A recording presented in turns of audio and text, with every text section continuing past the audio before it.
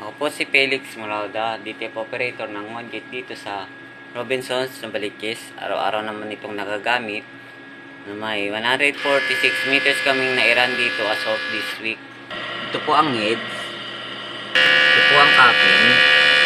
80% working ang capping. Last na napalitan yung heads nito, ito lang December 4. Head clean.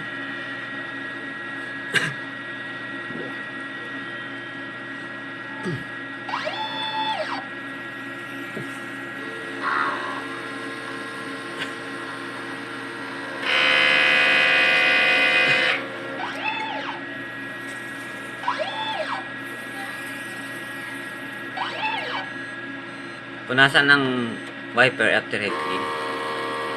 Nozzle check.